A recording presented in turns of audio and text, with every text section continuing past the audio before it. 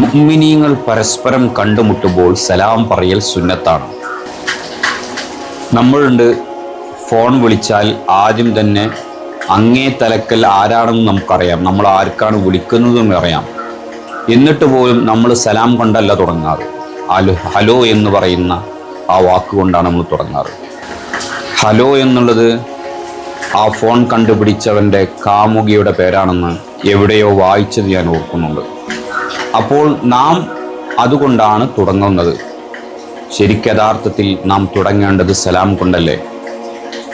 അസ്സലാമു അലൈക്കും വറഹ്മത്തുള്ളാഹ് എന്ന് നാം മറുതലക്കൽ ആരാണെന്ന് നമുക്ക് ഉറപ്പുള്ളതോടുകൂടെ നമ്മൾ ആർക്കാണ് വിളിക്കുന്നത് എന്ന് നമുക്കറിയാവുന്നത് കൊണ്ട് തന്നെ നാം സലാം കൊണ്ട് തുടങ്ങണം.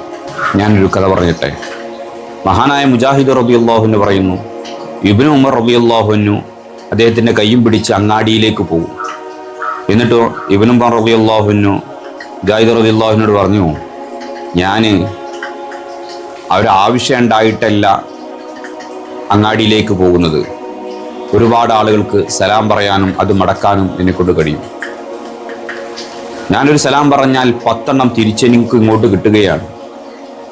അതിൻ്റെ കൂലിയും ശ്രേഷ്ഠയും അത് വേറെ തന്നെയാണ്. സലാം എന്നുള്ളത് അള്ളാഹുവിൻ്റെ ഇസ്മാണ്. ആ ഇസ്മിനെയാണ്, ദിക്റിനെയാണ് നാം പെരുപ്പിക്കുന്നത്. അതുകൊണ്ട് ഇനി മുതൽ ഇൻഷാ അള്ളാഹ് നമ്മൾ ഒരു പ്രതിജ്ഞ എടുക്കണം.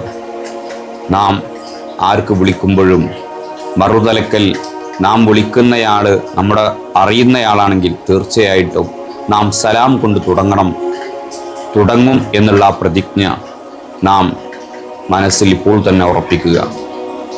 കാണുമ്പോൾ മുഅ്മിനീങ്ങളെ കാണുമ്പോൾ പരസ്പരം സലാം പറയുക, അതുകൊണ്ട് തുടങ്ങുക. അല്ലാഹു സുബ്ഹാനഹു വ തആല അവൻ്റെ മുഅ്മിനീങ്ങൾ നമ്മയും നമുക്ക് വേണ്ടപ്പെട്ടവരെയും ഉൾപ്പെടുത്തി വിജയിപ്പിക്കുമാറാവട്ടെ. ഇൻഷാ അല്ലാഹ് വീണ്ടും കാണാം. അതുവരെ അസ്സലാമു അലൈക്കും വറഹ്മത്തുള്ളാഹി തആല വബറകാതുഹു.